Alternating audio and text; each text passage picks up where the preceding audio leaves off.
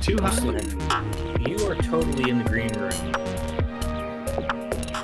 and I like how like they've added some features, Kurt, since we last recorded. Because like it just gave me this like spontaneous little prompt at the top of my little window, like of my head, like around where my hair is, right here, and it said actual recording is higher quality. So I don't know if they're just trying to encourage us, reminder. or They like, probably were listening to your gripes about quality, yeah. which Well, and so we are live on the live stream. We have our good friend Eric back with us. Thank you for coming back. Oh, thanks This for is having the me. green room. This is the green room. Thanks, Eric, for joining us Thanks for having me. for was part that two like- of our conversation. Mm-hmm. It's like the drawing version of Wicked. Yeah, don't tell everybody, what we're gonna talk about yet. Don't give it all Yeah. away. Okay. Well, we're here. This will be 189, right? Podcast 189. Nice. We're creeping up, heading to 200 at some point, but You said Wicked, and that's right. Kansas, you just did the trip. Like, are there other plays that you guys can think of that, like, I can think of one of recent memory, but are there other ones that are kind of in that vein where it's like, keep the secret, like don't tell what happens in the part two, My thought was usually that they have was a the part Harry two, Potter but- one. Okay, the sequel. Yeah. Well, no, not the sequel. The Harry Potter one, where it's like well, I guess it is the sequel. It's like it's after Do they have they a got old. Yes. Yeah. I think we should stick to our day jobs, right? Which is talking about sketches. Doing the theatrical critique could be a stretch for us. I'm just bringing in the pop culture references like that just appear. And they appeared tonight because Wicked reference and Wizard of Oz, Kansas. I missed that. I Kansas. totally missed it. Yeah, Kansas is on the brain. Yeah, nice hat. Thank you. Well, I figured Eric you had a trip, right? Yeah, it was just a quick trip to see my dad. So it was like a extended weekend, like a Friday, Saturday, Sunday, Monday, Tuesday. So it was cheaper to fly back on Tuesday than Monday, so I took one more day. So yeah, Thursdays and Tuesdays are usually the cheap days. Way to go, yeah.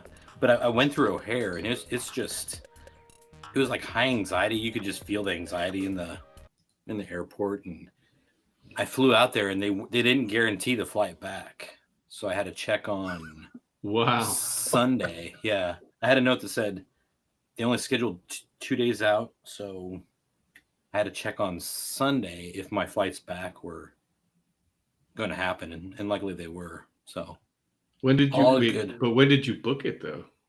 I booked this trip in late October or early November, like right around Halloween. Oh, so that's pretty late. That's a pretty late jump. Okay.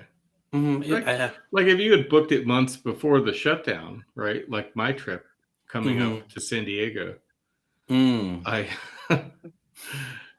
and which Danielle and I decided to do planes, trains, and automobiles. We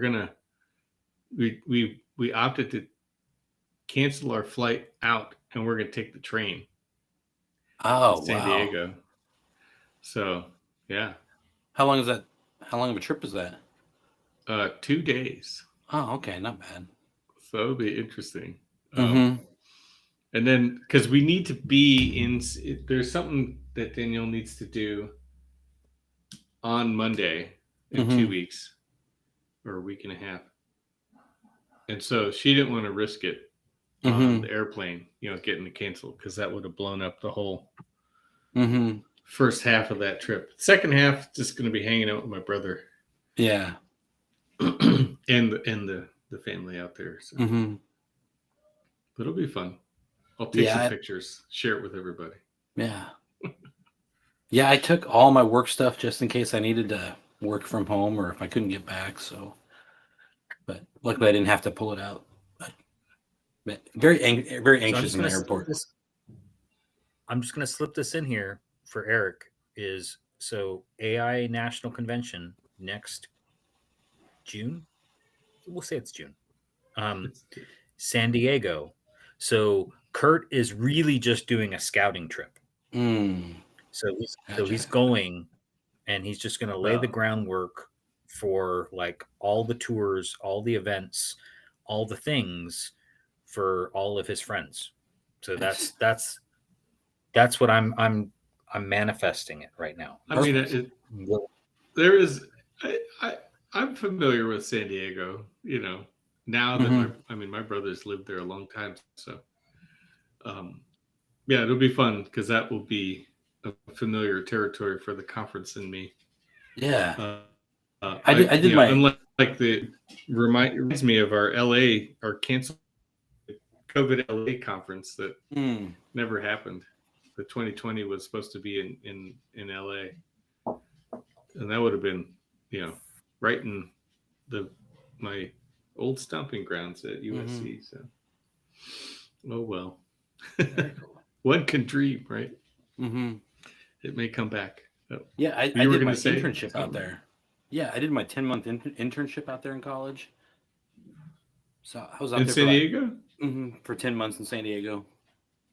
Like some where were you Kansas working? kid. Hannah Gabriel Wells. HEW in Ocean Beach. Ooh, that's a nice place to be. It was yeah, I got a little dinky apartment in PB and I would drive to OB to work. And then where did my roommate worked at I'm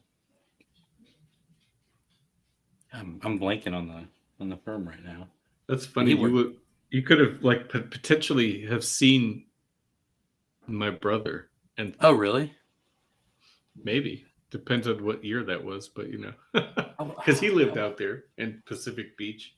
That's where all the kids hang out. Yeah, that's the 20-somethings. Yeah, I was 23.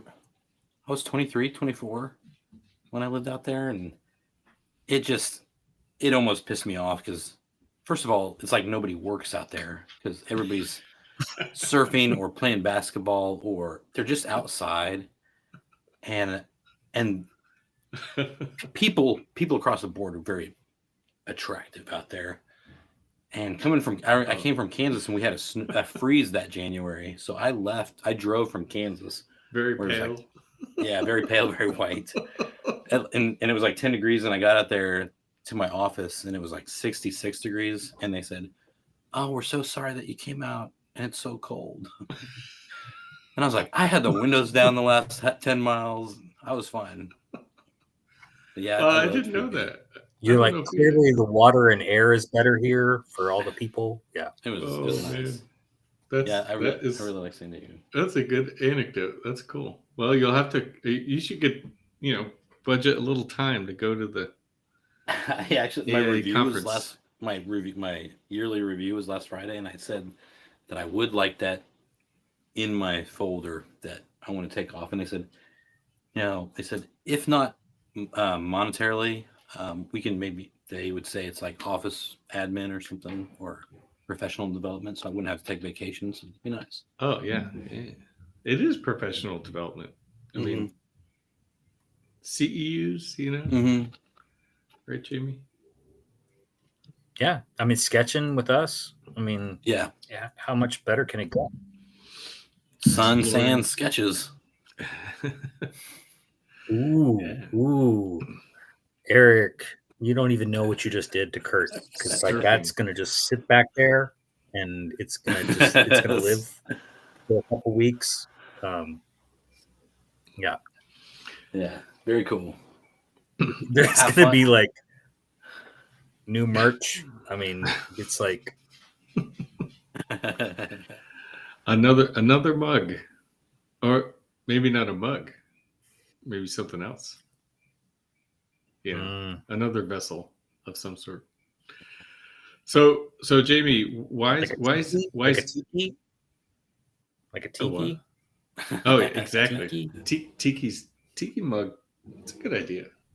So Jamie, why is Eric back here? Do you want to tell the watchers? So Eric is back. So we had part 1. So we had Eric in at the beginning of October, for Arkingtober, because he is the instigator. He is the fire starter of Arkingtober, which I'm going to let him elaborate on because he's got his elevator pitch down. But then part 2 is now. So we set it in when we had him on that we were going to have him back because there was lots more to talk about. And I think that there is absolutely lots more to talk about. So everybody should be in for a good episode. Should we just go to the episode now? Oh yeah. Yeah. I mean, are you saying, roll intro? Is that what you're saying? Yeah, like it's that button.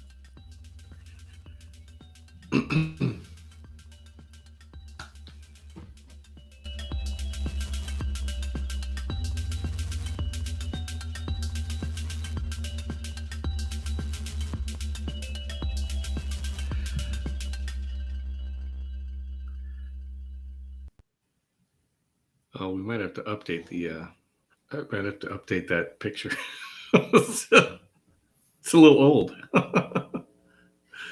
That last picture. Well, anyway, welcome to the show, everybody, and Jamie, and we have special guest Eric with us. I guess that's my job, the intros. So, if you were listening in the green room, because there is no boundaries between the show and the green room anymore. It is all part of the show. I like that. We brought Eric back to talk about the wrap up of Arkingtober from 2025, and I'm real excited to show. I'm not going to flash them just yet. We have 93 sketches. We're not going to talk about every single one, but we're going to have to revisit, I think, like some of these. Oh yeah. And it was really because there's so many, and it was great because we all kind of kept pace better this year. I felt like none of us. I will say too far behind. I will say the only reason I fell behind, my excuse, is I burned through all my AI credits sooner than the renewal. So then I was like, what do I do? I pay 40 I need more bucks. credits, right, Jamie? That's funny. They actually have, the Midjourney has a feature if you rank images, enough of them, then they give you like a free hour. Oh. And an hour, quote unquote hour of computation time or whatever. And so I started doing that, and then I got myself back. Oh, back you didn't, Jamie. Yeah, you didn't fall too far behind though, Kurt, did you? So Kurt, Just I've been trying for years, literally years, to get you to engage in the social medias and all the channels. And so what you're saying is all I had to do was set up some kind of credit system where like it would deplete and then you would have to like re-engage and it was like if I just sort of like grabbed things, like grabbed your toys and took them away for a little while, like I see. I'm note to self. Yeah, I had the FOMO real bad. And I was on a roll so much. I was like, man, I can't not keep going. And I was literally like a couple of days from the renewal, and probably at least whatever the amount of time that it was. And then I got the extra time anyway. Yeah, so that was that. But yeah, I think it was a lot of fun because it was kind of like, well, you did a nice job, Eric, of doing some kind of like daily summaries with not just our sketches, right? There's a bunch of people participating, which was really exciting. And I was making sure I like everybody else's sketches because trying to get, kind of play up the algorithm and all that fun stuff. Yeah, I was really trying. And to then put you kind of people's- captured some of these sketches. Yeah, I was more than last few years. I've been trying to put it in stories and really promoting it around, and I tried a little harder this year. So Eric, and you also Mhm. do your personal weekly recap, which I'm a big fan of. I like that sort of weekly summary, and I think maybe Mhm. we'll get into that when we start talking here in a Mhm. sec. But can you just for the listeners who maybe are skipping around or sort of Mhm. joining us, can you just give a little bit of a summary of what Arc Inktober is? And this is, correct me if I'm wrong, this is the 8th year This you've was done it. this was the 8th year, yeah. Okay. This 8 years running. Arc Inktober was started as a specific Inktober for architecture. We all know Inktober, fantastic, and really, it's like if you look up just the Inktober stuff, it's spread very, very wide. And there's a few people doing architecture Inktober. Not for 8 years. I'm kind of proud that we've been doing it for 8 years. But yeah, we just decided to, me and a few friends decided to put together 31 words that are a little bit more architecture based than the Inktober words were. And it started out that we wanted architects to get back to hand sketching and know how to do 2 points perspectives, axonometrics, draw scale people. If you look back at the first few years, it's, straight line, draw your pen, pretty simple chain book stuff. But over the years, it's been more fun to slowly mess with it and put themes in and kind of push the boundaries. So maybe my words are right there with Inktober now, but I'm having a lot of fun with the words that we're coming up with, and they're all. I do try to do like 5 warm up words, and then I start getting harder and harder, and then near the end it's supposed to be more difficult. And a lot of people told me that really happened this year. But yeah, Mhm. just basically, it's to help form a community of architects who enjoy sketching or enjoy modeling. Some people are doing digital, which is fine by me. But it's taking these words and forming a little community. And yeah, I think we had a few more people join this year and stay pretty active in it. And it's been a lot of fun, and that's how I got to meet you guys, and it's been great. And it looks now that you a few of my friends from Wichita that helped me kind of start this. So it's been fun to see everybody get connected. It's been a lot of fun. Yeah.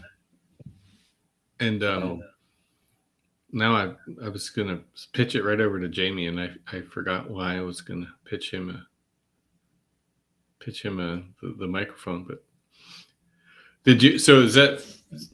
Oh, that was why. The also is the sort of hidden themes that you're sneak in there. So because I did actually notice too the difficulty ratings kind of go up, but then also we will talk a little bit about the sneaking in these sort of subtexts in it, right? And supposedly this year there's 3 themes, folks. I didn't get any. I'm not sure, but I mean, but maybe like through the course of the conversation, we'll get there. We'll save that for the end. That's the big reveal. But in the midst of this, I think we're going to have some fun talking about some sketches. I alluded to it a minute ago. Eric does sort of a weekly recap of his own sketches, kind of in a separate post. And I think when we had you on last time, we were about a week in. So we kind of did the first week. And then, so I think what we're going to try and do with this conversation today, we might, obviously we might jump back to that first week of sketches. I'm super glad that you also, made mention of that they do progressively get harder. But then I think we'll pick up sort of after the first week and kind of move a little bit from there. yeah. the one thing I'll say too is that, and I've mentioned this too, is that I'm not one that I love to have prompts from other people. However, I totally look forward to the month of October. And having become much more of a friend of yours through this process, I look forward to this. Kurt and I have contributed words in past years to some of your team collaborative effort. But I think it's fun. I think it's a great challenge, for anybody who is listening and wondering if, oh man, I missed it. I think that, I just went to the Texas Society of Architects conference and was actually talking about, it started on the 31st. So of course I'm like, I got to get my last sketch in. And everybody's like, what are you talking about? And so I was, explaining it, all excited. And they're like, how do I not know about this? How did I miss this? I was like, well, tune in, check it out. Awesome. And then join us next year. So yeah, you ready for Flash to kind of put the sketches up as you round out that thought there? That's going to be for those watching, you can see it now, but it's going to be hard to capture. There's so many of them all in one space. But we will do our best here. The prompts are in the middle. Grab that bad boy in the middle and zoom it up big on the right, bottom right. Oh, pull it. You got like a four square going on there. Oh, are you talking about the share screen? Sorry, guys. No, it looks good. Looks good. Oh, what? It looks great. Oh, we're good. Okay. You're fine. We'll go with this. No, the screen share is the big screen, right? Yeah, you're good. Okay, fair. Sorry. You'll see in a minute when we go back to the other. Well, you wanted to start with the list, though, right? Is that what you were saying? Sure. Yeah. I mean, so we kind of ended with that first week. So and then we started to pick up. I think the words start to get kind of a little bit more interesting. Yeah, I know we had done adventure last time we talked, so we had the first week down. But jumping into authenticity, that's a real bizarre one to try to represent in a sketch. Affordable wasn't too bad. Community pearl, social engagement was a little bit more difficult. Innovative wasn't too bad, but the last three of the last four were it was like a I've never ran a marathon, but I'm assuming it's like a marathon. That last 3 or 4 miles was uphill with repurposed, unconventional, expressive, and even grunge. But expressive was an interesting. The various results that people were coming up with was kind of interesting to see and expressive. And I actually, I know we'll get to it at the, we'll do the bigger reveal of like the secrets at the end, but like. I mean, since this is not Jamie and my first rodeo in Archictober, I was kind of like trying to read subliminally into your sketches, Eric, to see if you were going to reveal any hints. I did. Yeah, I did. I was trying, and I still couldn't figure it out. But now I'll zoom out to the full grid. Yeah, I did. So with that, I'm going to go for one of the themes right now. Okay. So one of the themes is Eric's career. Like, it's like your life story, your origin story. It's your something along those lines. Like that's one of the themes. Yeah. No. Damn it. No, I wouldn't be that. I'm not that narcissistic. That's a nice thought, though. Next year, I bet you it's going to pop in close. there. I can totally see where you got that Yeah, travel. because of New Orleans design build, California, East Coast stuff. Moxie, like the Yeah. whole like it's all kind of in the. You know what? I shouldn't have jumped too fast, Jamie. It's not about my life story, but when I tell you why I picked it, it kind of it's because I'm a fan of it. Yeah. I probably modeled my life around it a little bit. Okay. Fair. Yeah. Fair. Okay. But yeah, I was not trying to allude to, like, this is about me. Yeah. Like, everybody sketch my life. Come on. Yeah. No. Yeah, it's funny. It's funny that Kurt said that because there's a lot of times that I didn't draw what I wanted to because I was like, oh, this is gonna give it away. But a few did. I know one for sure did. Okay. And it oddly worked out. Like I think we drew Los Angeles during the World Series this year, so that was kind of fun. I'll have to remember that for next year. Yeah, and it was actually kind of cool talking to you guys the first weekend because talking to you, it almost felt like a crit, like we were back in college. And I took what you said and I switched things up after day 7.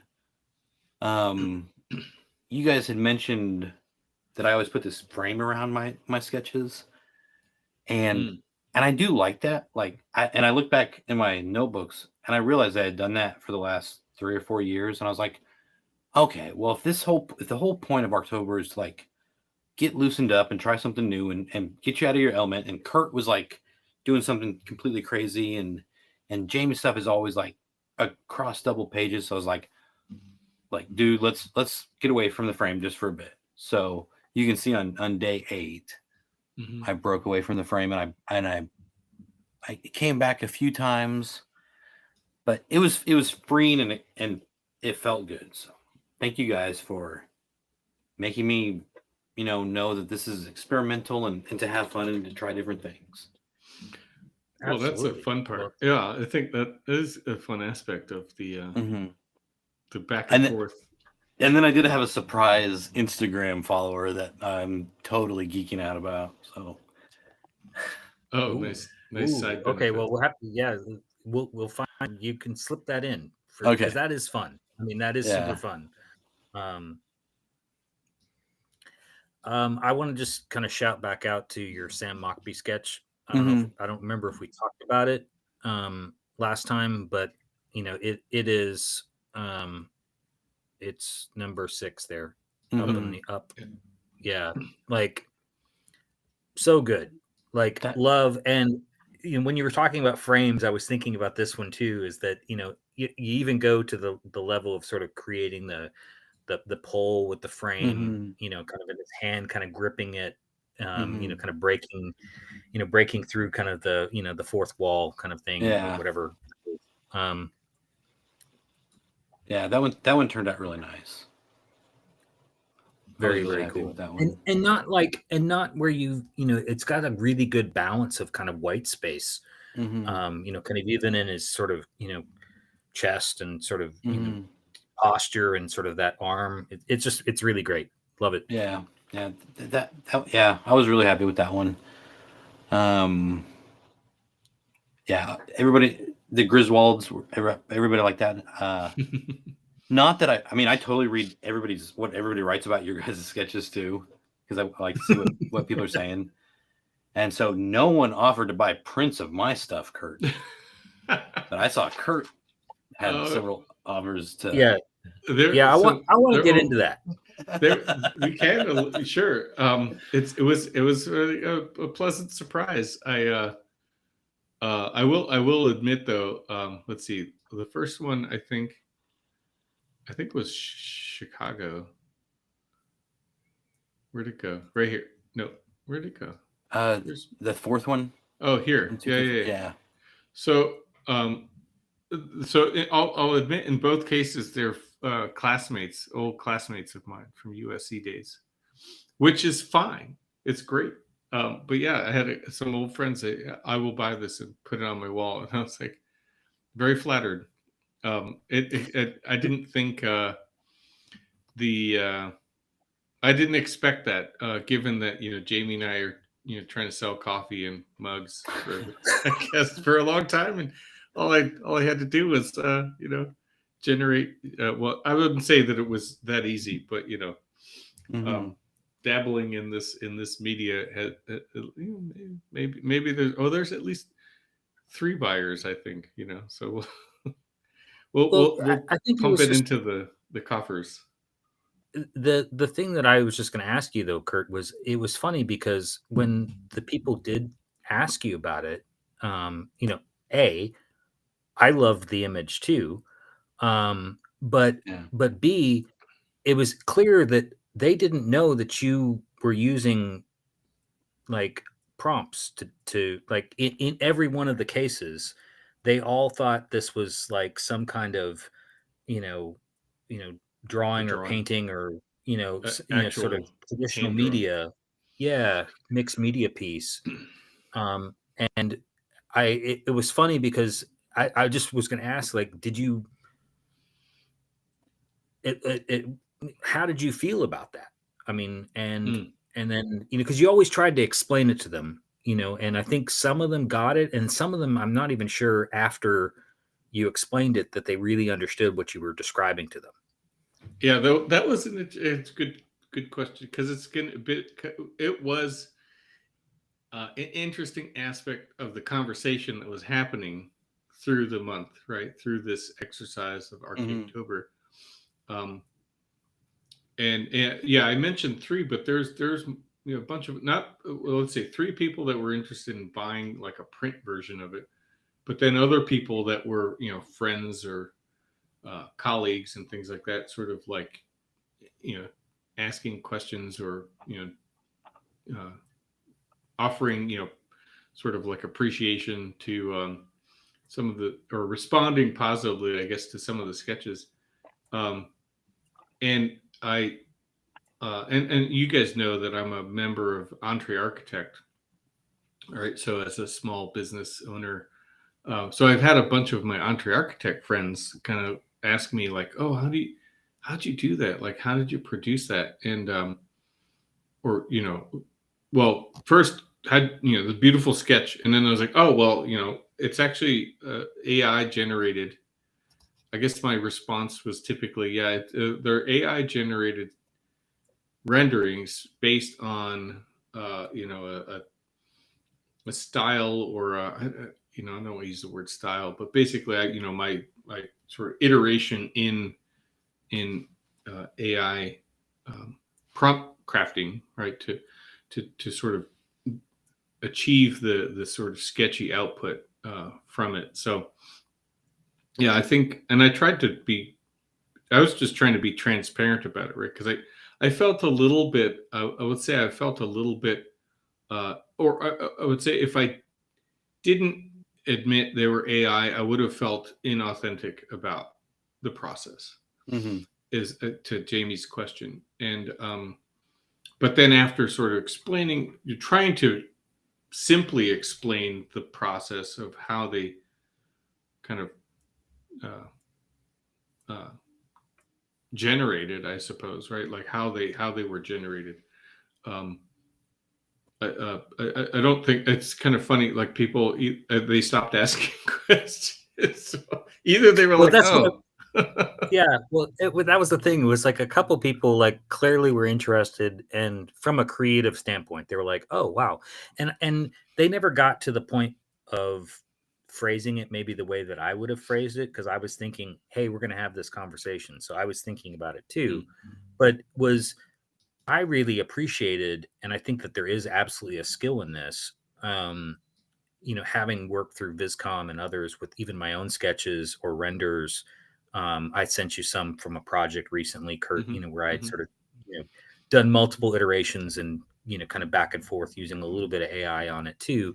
But it's that the the appearance of all of your sketches look like they're done by the same person. Mhm. First off, like it looks like it's done by the same person.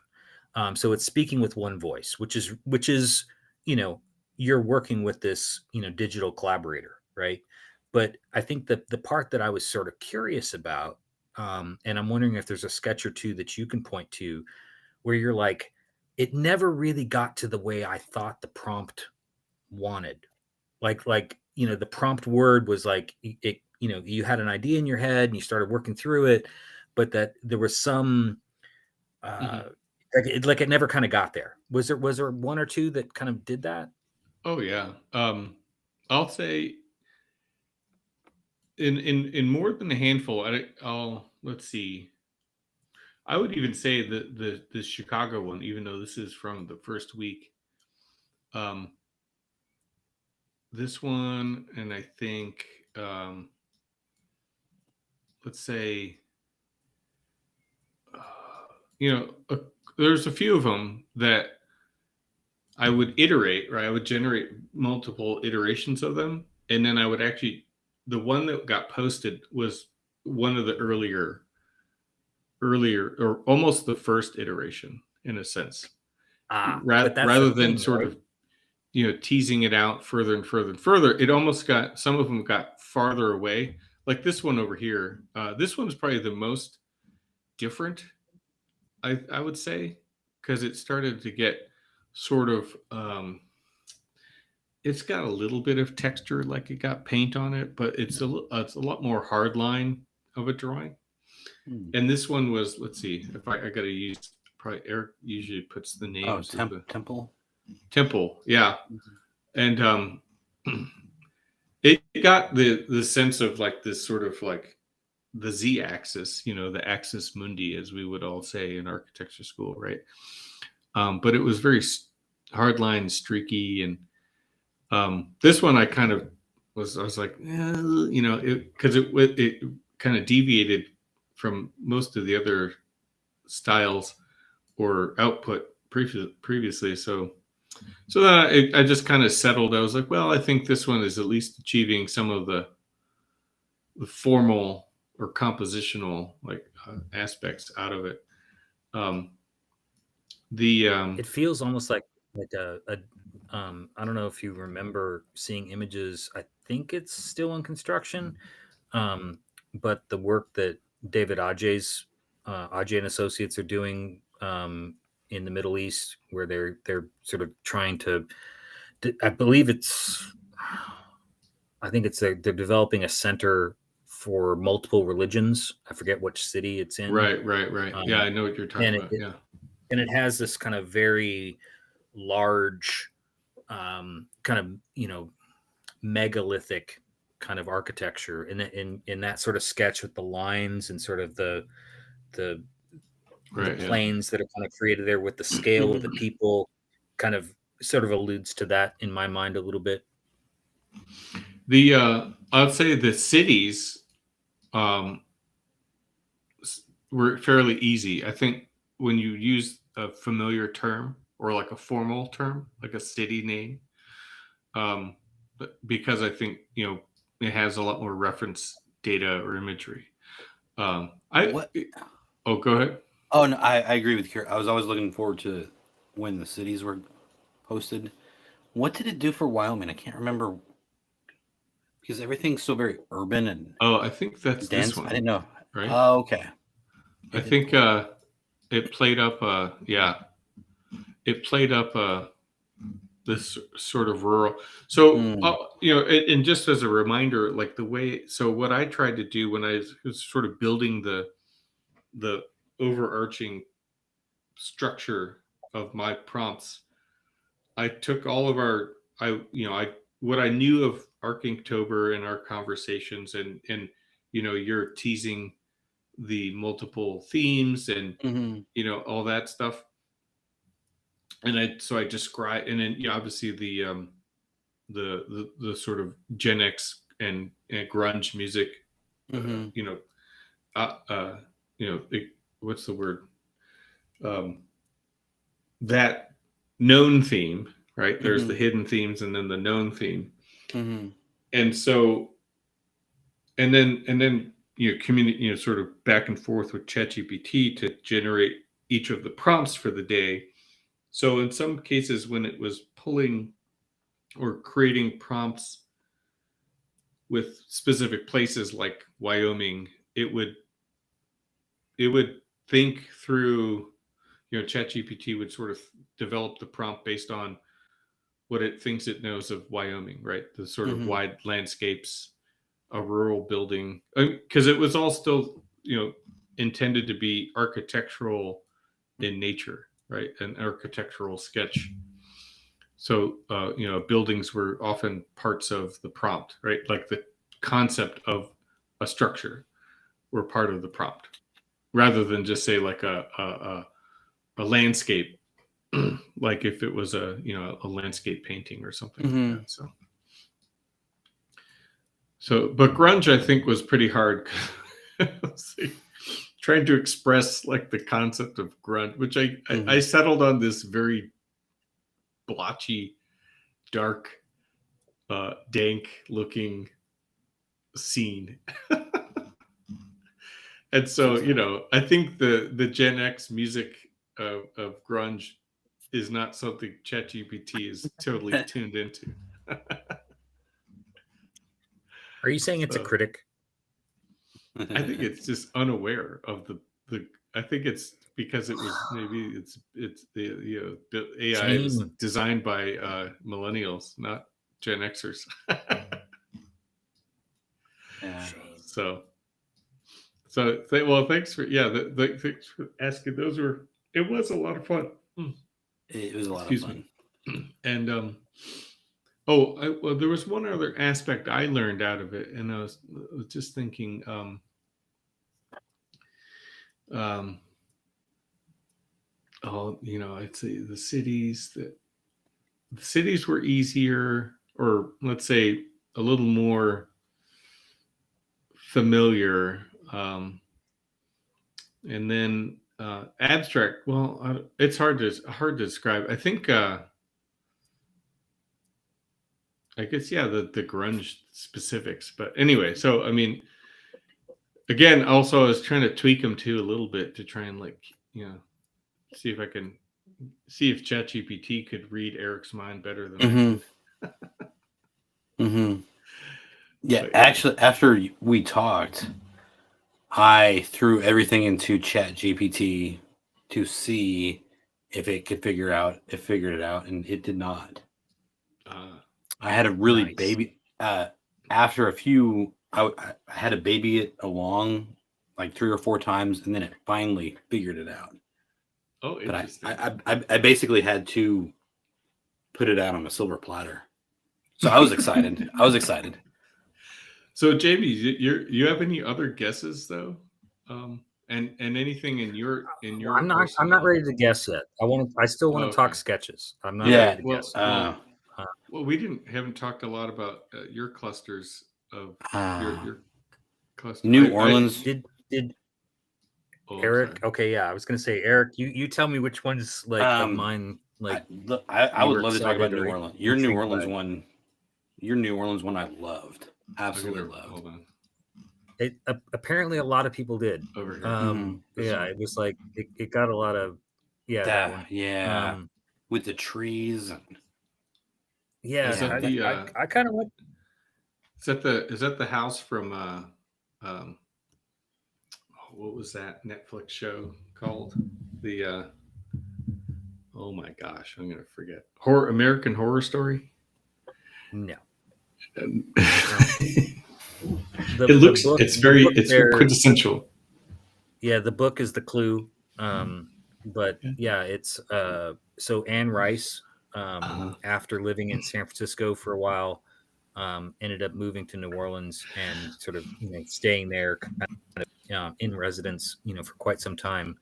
And so this is the image of the house that she lived in New Orleans. And so people really kind of treat it like sacred ground. Right. But it's a beautiful beautiful edifice in New Orleans.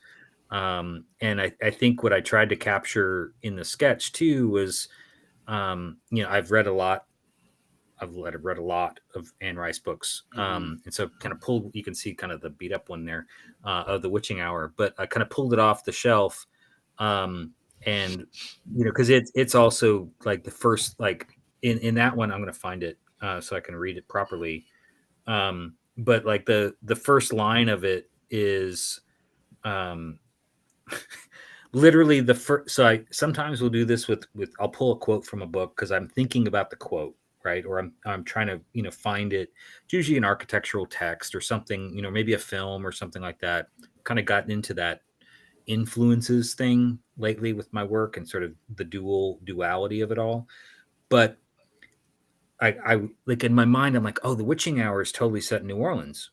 And so I pull it off the shelf and I'm like, isn't like the first like chapter like setting the scene and it's all talking about sort of the city and I'm like, and sure enough, literally the first sentence of the book is the doctor woke up afraid. He had been dreaming of the old house in New Orleans again. Perfect. Just perfect. So yeah. I really like this popped up, Jamie, and the feeling of being under a canopy of trees, just you nailed it. Like it feels like New Orleans. I don't know. And how that else New to- Orleans tree too, like you're talking about, like very The kind Spanish moss. Yeah, it just and using it as kind of a frame. Yeah. Like I really enjoyed this one. Yeah. set next to my homage right next door to that one of the White House. I was going to talk about that one too. Should we draw this the demo plan right here? Yeah, and weirdly, I think kind of like how Los Angeles lined up with the World Series, Citizen Architect, I think, was the day after it got demoed. Yeah, it was like I really wanted to do the White House too, but Jamie got to it, and but it was definitely on my mind. It was crazy. I mean, it was in that when they started demoing, and you're watching it, and you're getting that sort of that cameraman who kind of caught it at a weird angle. There's like people posting stuff on TikTok or whatever. Hey, looking out the window of my office. This doesn't look right. And as I'm watching the equipment that first day, I'm like, this ain't going to just be a portico going. This isn't going to just be like a piece of the East Wing. This is like they're gonna scrape it like, and within like 48, 72 hours it was gone. So I this was top of mind. This is I categorize as a top of mind sketch. And had friends who I think commented, they're like, that's such a tribute. And I'm like, well, I wish people would be thinking about things like that. So, well, it's kind of an interesting, there's multiple overlaps of Archingtober prompts and sketches, right? With like the World Series, as Eric said, and the unfortunate Citizen Architect and Demo Day, which is so it's kind of neat to see the, as Jamie said, top of mind, but also the real world or current events kind of coming in, weaving its way in. I was going to say along those lines, if you go to, I think it's Expressive, which is the 30th of my sketches. So this is also a current events sketch, right? I had just gone up to Dallas again for the Texas Society of Architects conference, and learned and had seen a post and had heard about this, but it didn't kind of all register until I was up there. But the City Hall in Dallas by I.M. Pei, Pritzker Prize winner, legend in his own right, designed Dallas's City Hall, and it's one of those buildings that people love or hate, right? But at the same time, you can't argue that it's iconic, and also in my mind very expressive. It's kind of a brutalist building, but in a very kind of expressive way.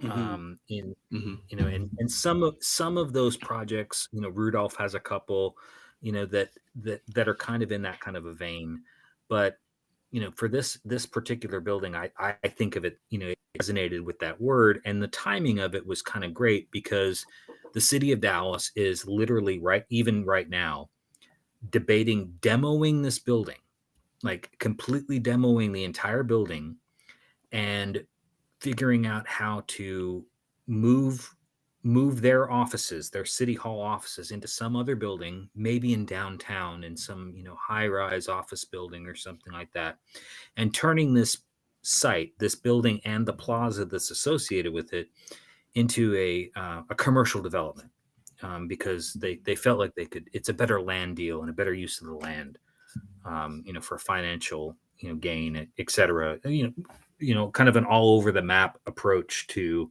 why they should demo like a building like this instead of study how it could be repurposed.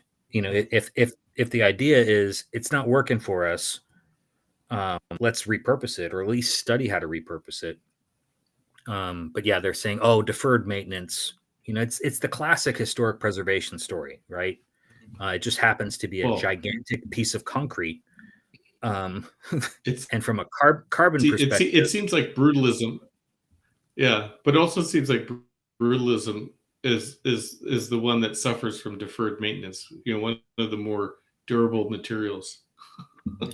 Right. Because we have it similarly here in Flint, we have the county seat as well. And so the county building they just moved out of is a brutalist piece of architecture by a Flint firm. Now it's empty, and it'll probably suffer that same fate. It'll be demoed. But interesting, as you say, Flint, right? So, and you drew on the sketch. It is Detroit in film. OCP, yeah.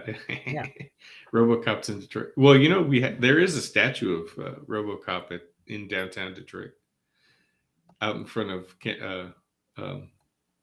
what is it called now? Rocket Mortgage, Dan Gilbert's building. As there should be. RoboCop is an important piece of film. It is pretty cool. I think it's kind of cool that a fictional character is memorialized in a real place. Yeah. No, this was a fun one, but it's kind of your call back to pop culture and architecture in one sketch. Yeah. This one I thought was a great depiction too. I wanted to throw it because it's next door, but yeah, this is. I know it's your favorite. Coop Himmelblau. Mm-hmm. So yes, absolutely. So I was gonna just because Eric is with us, I wanted to throw this out, and I wanted to see if he caught it, because I know he's sort of analyzing, not just ours but all the folks who are participating. Mm-hmm. So 26 and 27, or no, 25 and 26. So whole and innovative. So along the lines of the themes as well. So there's some soundtracks, and so as we've talked about even last year, I've been trying to set soundtracks to all of my sketches. Mm-hmm. And as sort of a kind of where my brain's at, and maybe give a little bit more insight into the sketches. Mm-hmm. So I see the prompt whole. I'm thinking like Courtney Love, and the band and the whole bit, which I went there. I did go there. I did go there with the soundtrack, but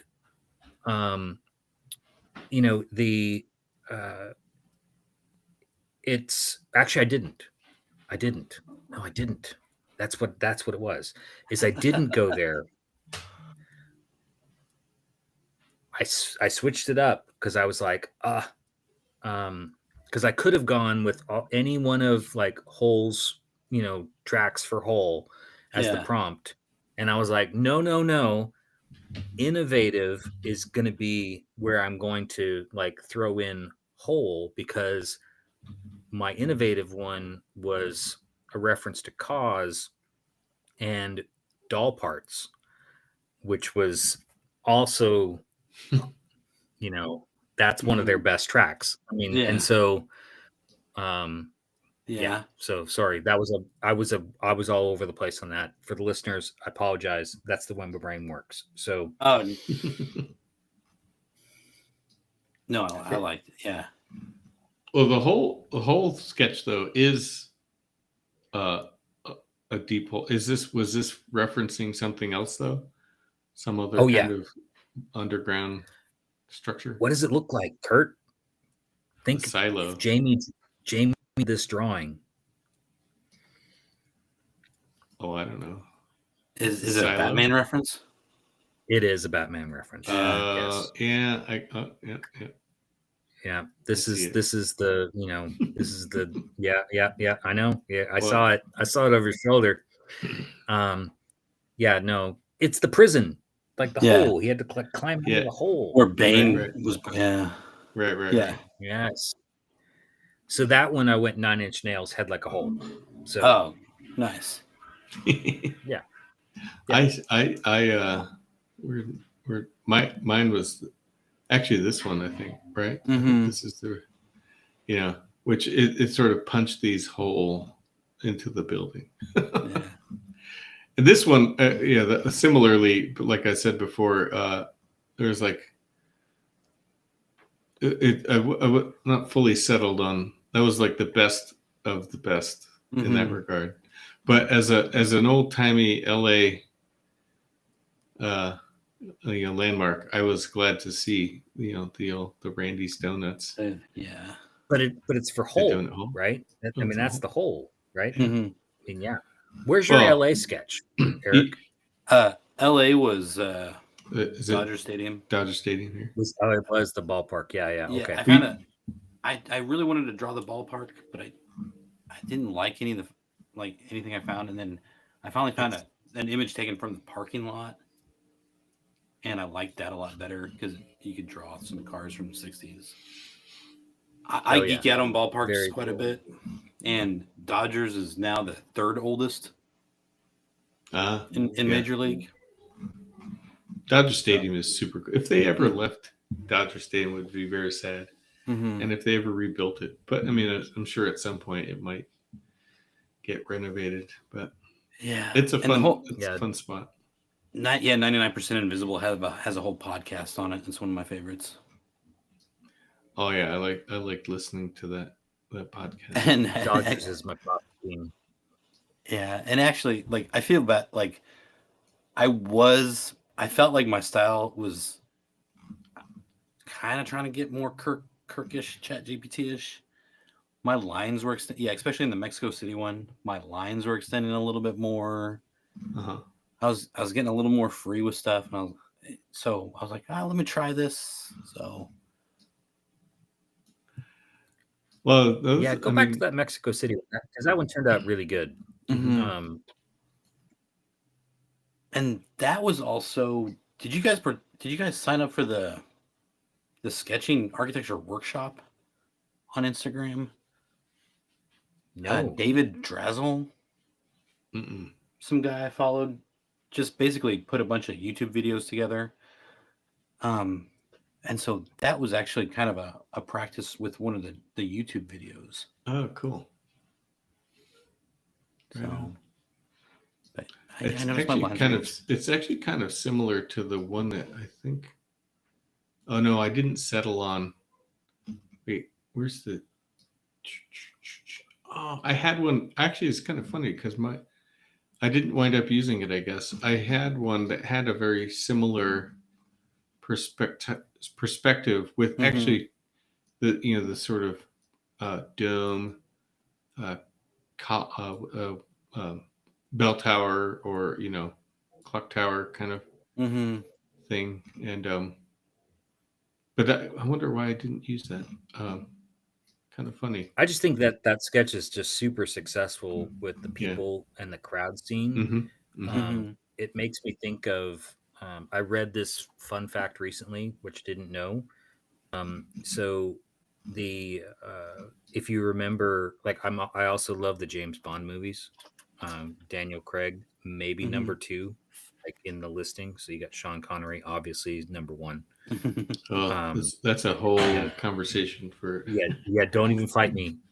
Don't even like Sean Connery is number one. Number two, I will let the debate begin at number two. Daniel Craig is pretty good. And so there's that scene in Spectre, where they're in Mexico City. The opening scene. The opening. Yeah. That Day of the Dead scene is just Yeah. crazy good on so many levels. Yeah. What I learned though was that they don't prior to them shooting that movie there that way, they didn't do the festival with that many floats and all that kind of ornamentation. But when they shot that scene and sort of the spectacle of it all, the city wanted to like take the props and like, so apparently the city like was like, this was awesome. Like we loved what you did. Like, can we have all this stuff so that we can do this next year? Oh, no way. Because this was amazing. And so apparently it like the technical team, kind of the art direction team kind of gave the city kind of a whole nother layer to their, kind of celebration Day of the Dead, which is kind of cool. That's cool. I thought that was like a festival that they had. Well, I mean, I think they had the festival, but I don't think that they had done it kind of the way, like with the floats and sort of all the, all the extras. And so, it just, from what I read, it was like that they had really inspired, kind of a whole nother level of that, which it worked. Very cool. So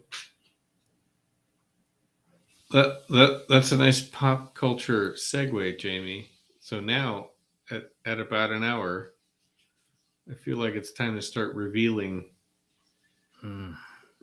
some themes. So Eric, how many themes were we woven into this? 3 themes? There are 3 separate ideas. Okay. And they interweave to create an overarching theme. Oh, super theme. A super theme.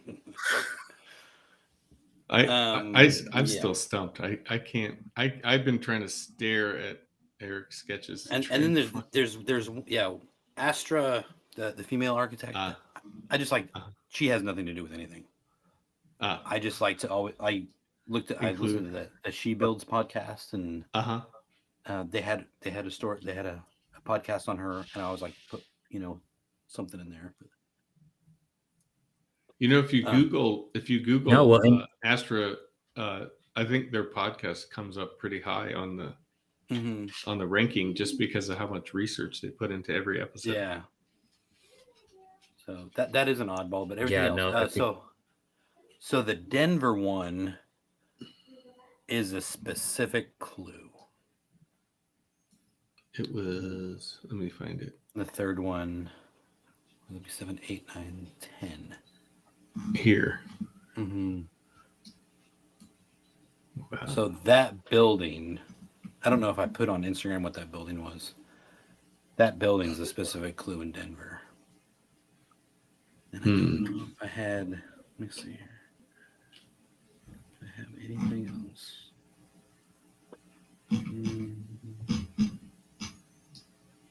The Randy's Donuts. I don't even remember what I drew. Maybe could be.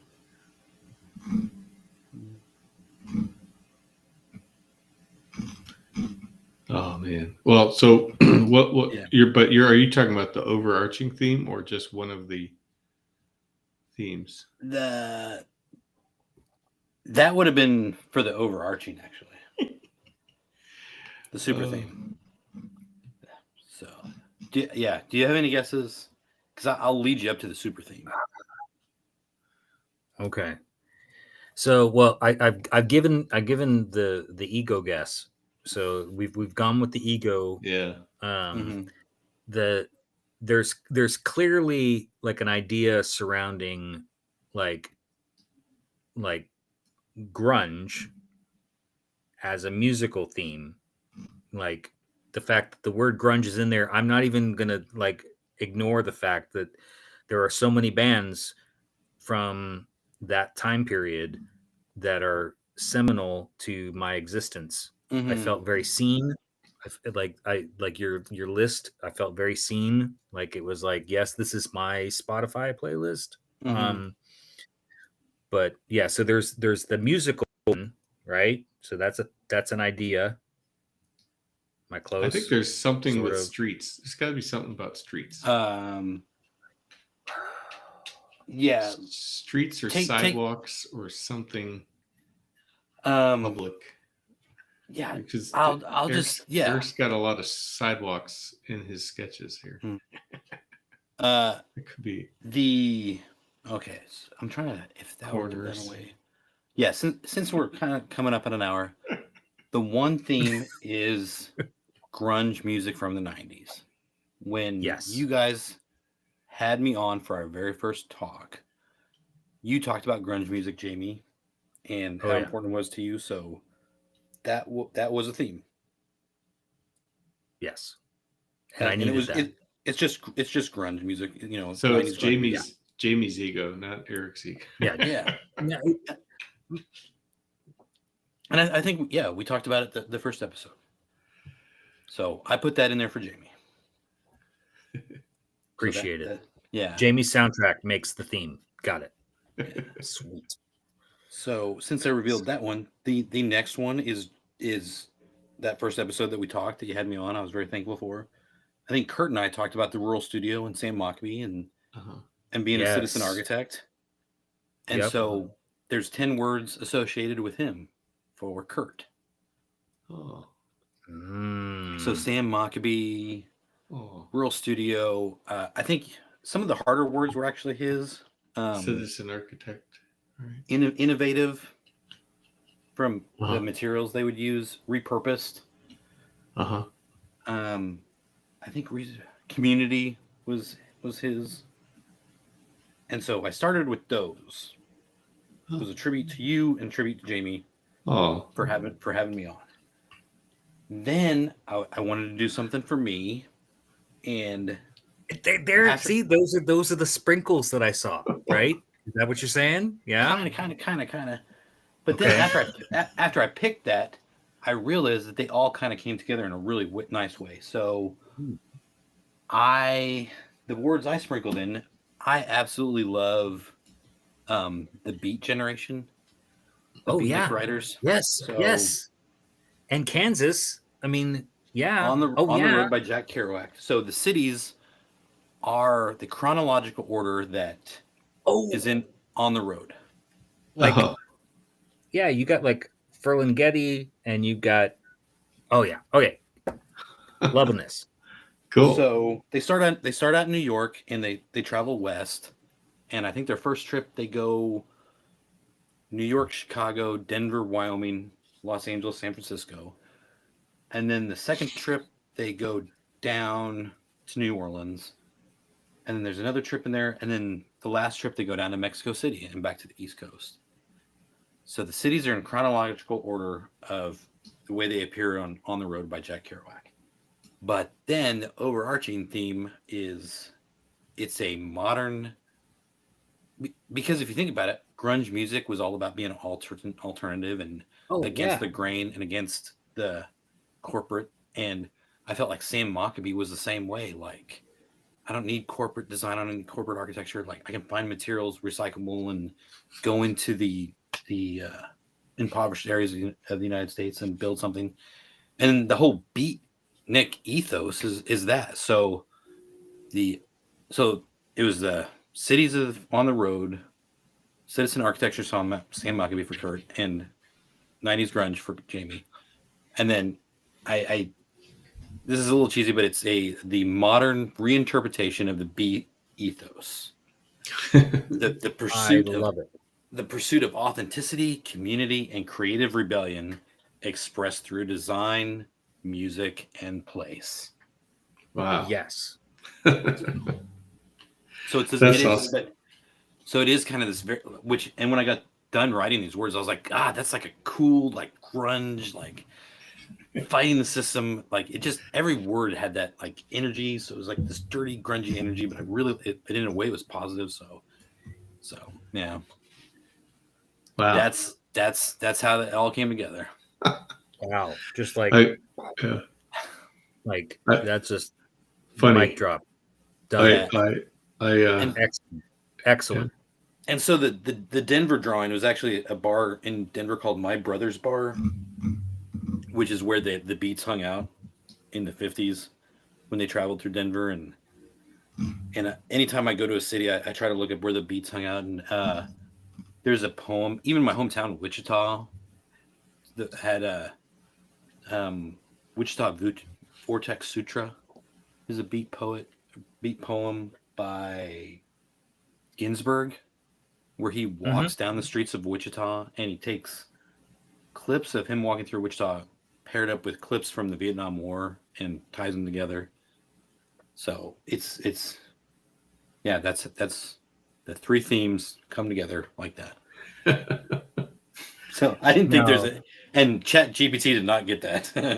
No. So this is so good. Quite over. Eric, you don't even know how much like this touches my soul. So I got to see, I got to meet Allen Ginsberg once, which was super great here in Austin. My friend Jason, friend of the podcast, shares his birthday with Kurt. Like Allen Ginsberg is like one of his heroes, and so he was doing a reading and a book signing, and so we went to that, which was amazing. But I also saw him and took my dad to a reading in Montreal. So at McGill, like Ginsberg did a reading, which was just crazy good. Oh wow! But the one that was sort of on the list, that we were always sort of, and this is sort of your Kansas connection to you, is Burroughs.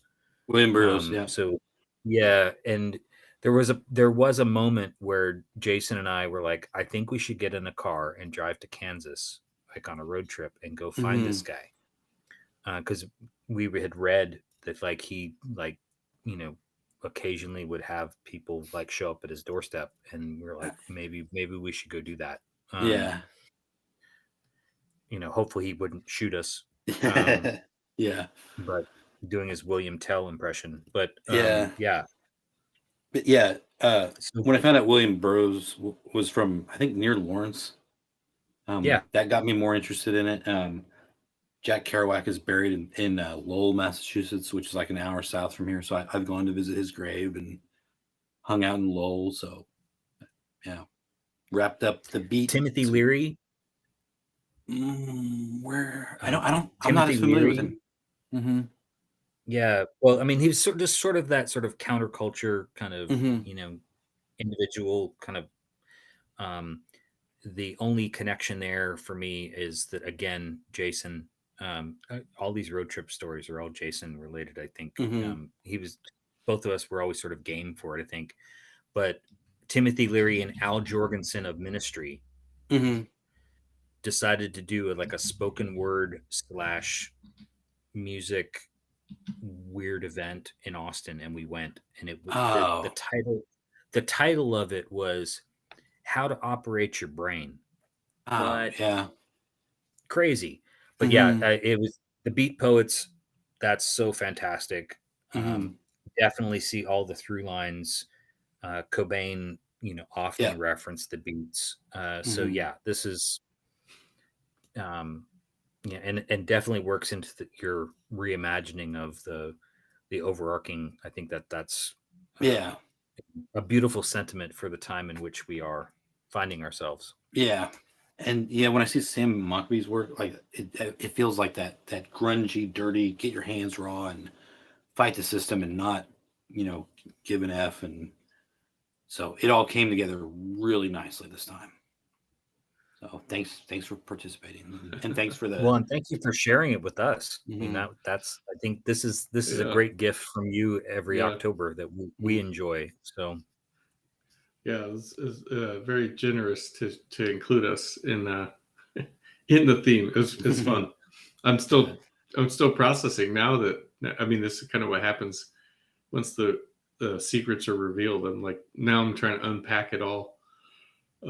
It's nice to Well- see that. I mean, I'll admit for myself, who's a little bit on the slowest sketcher, and so my aid of using some of the AI this year was able to get me at least all 31, Mhm.